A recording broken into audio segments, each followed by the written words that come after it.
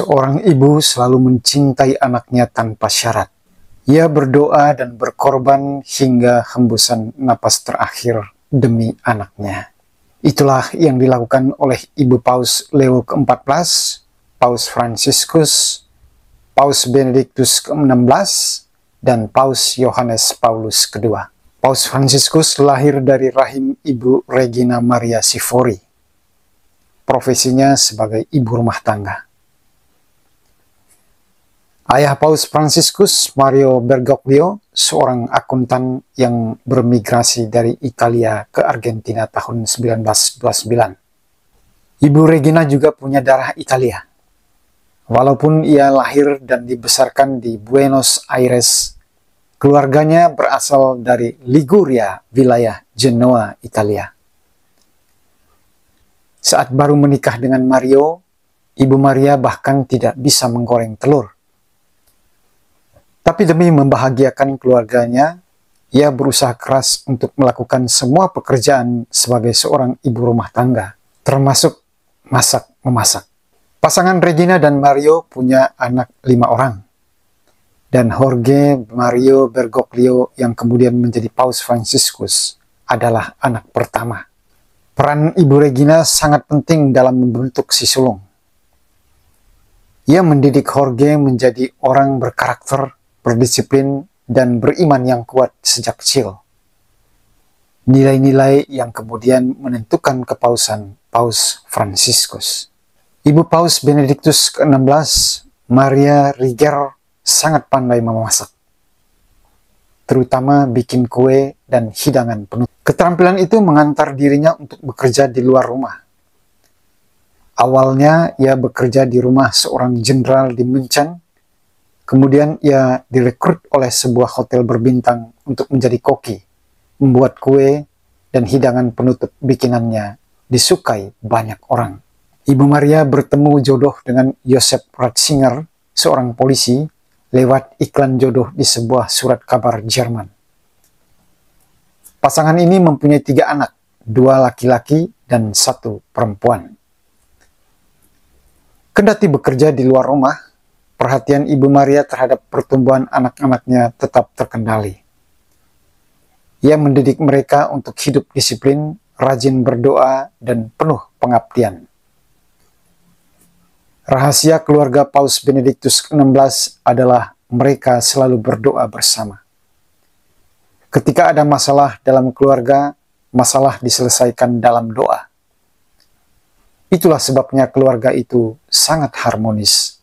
Dan aktor di balik kebiasaan luar biasa ini adalah Ibu Maria.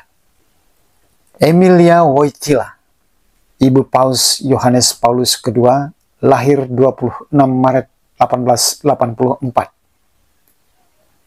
Di usia 22 tahun, ia menikah dengan Karol Wojtyla, seorang tentara yang disegani dan disegani rekan-rekannya. Ibu Emilia sangat religius, memiliki iman yang kuat. Ia melakoni tugasnya sebagai istri dan ibu dari anak-anaknya dengan penuh tanggung jawab. Ia seorang wanita anggun, sangat tinggi dedikasinya terhadap kehidupan keluarga. Tak ayal di lingkungan keluarga, ia diberi julukan sebagai jiwa dari rumah tangga. Demi keluarganya, Ibu Emilia bekerja di luar rumah sebagai guru dan belakangan jadi tukang jahit.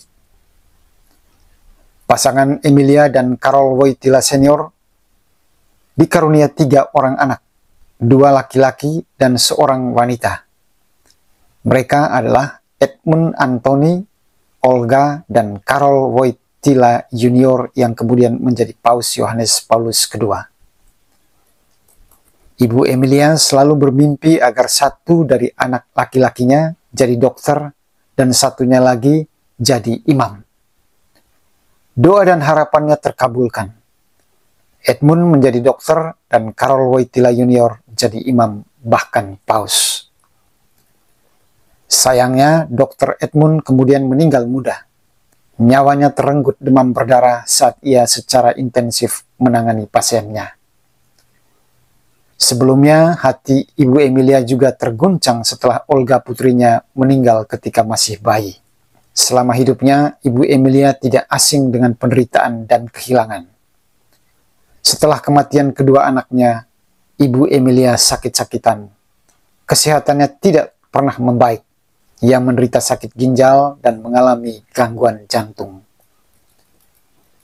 Dalam keadaan sakit, ia tetap berkegiatan menjadi penjahit, hingga maut merenggut nyawanya di usia 45 tahun, saat Paus Yohanes Paulus II masih berusia 9 tahun.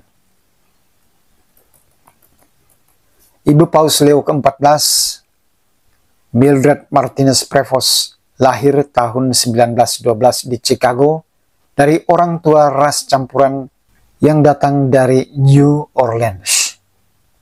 Dua orang saudaranya jadi biarawati, tetapi ia menikah dan memiliki 3 orang anak, semuanya laki-laki. Ayah Paus Leo ke-14 seorang veteran Perang Dunia Kedua dan pernah bertugas sebagai letnan Angkatan Laut di Mediterania. Kemudian ia kembali ke Chicago dan menjadi katekis. Ibu Mildred bekerja di luar rumah, jadi pustakawan setelah meraih gelar sarjana dan master di bidang pendidikan. Bekerja di luar rumah tidak menghalangi Ibu Mildred mengajari anak-anaknya memasak, menyetrika, dan aktif dalam berbagai kegiatan gereja. Di lingkungan paroki, Ibu Mildred dikenal karena suaranya yang bagus dan sering menyanyikan lagu Ave Maria. Lagu itu menjadi khasnya. Dia selalu menyanyikannya dengan lantang, membuat banyak orang terpukau.